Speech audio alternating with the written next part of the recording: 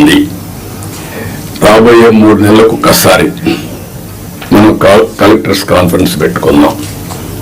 అయితే ఈ collectors conference కూడా గంటల తరబడి ఉండదు, రోజుల తరబడి ఉండదు, క్విక్గా ఉంటుంది. నేను కూడా టైం చూసుకుంటున్నా. మనకి ఇచ్చిన 30 నిమిషాలు నేను కూడా పూర్తి చేయాల్సిన అవసరం ఉంది. ఈ మధ్య మీరందరూ చూస్తూ ఉంటారు, నేను మీటింగ్కి వచ్చినప్పుడు అర్ధ గంట 45 నిమిషాలు 1 అవర్ మ్యాక్సిమం. పెద్ద మీటింగ్ ఉంటే 1.5 అవర్. 1 నిమిషం లేట్ అయినా నేను లేచి వెళ్ళిపోతున్నా. ప్రిపేర్ అయ్యి రాకపోతే వాళ్ళకే చెప్పేసి you are not up to the mark, మళ్ళీ రమ్మంటున్నా. ఒక జవాబుదారీతనంతో పనిచేయాల్సిన అవసరం ఉంది. ఇక్కడ జిఎస్టిపి మీరందరూ కూడా గుర్తుపెట్టుకోవాలి.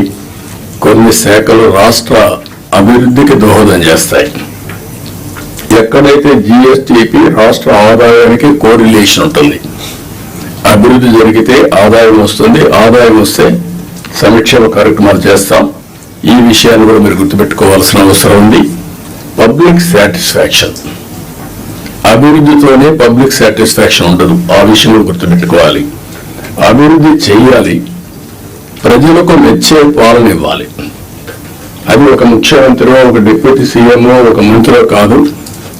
ఇక్కడి నుంచి లాస్ట్ మైల్లో ఉండే లాస్ట్ ఫంక్షనరీ కూడా, లాస్ట్ మైల్లో ఉండే పొలిటికల్ ఫంక్షనరీ కూడా ఈ ప్రభుత్వ ఇమేజ్ ని నిర్దేశిస్తారు.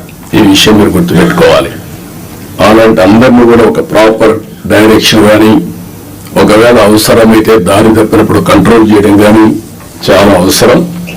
అందుకని మీ అందరినీ అది కూడా రాబోయే రోజుల్లో మనందరి బాధ్యత యాజ్ ఎ లీడర్, నా రెస్పాన్సిబిలిటీ అందరూ పర్ఫార్మెన్స్ అనలైజ్ చేసుకొని రైట్ మ్యాన్ రైట్ పొజిషన్ లో పెట్టి తద్వారా మెరుగైన పాలన ప్రజలకు అందించడం ఒక చీఫ్ మినిస్టర్గా, ఒక డిప్యూటీ చీఫ్ మినిస్టర్గా మా బాధ్యత.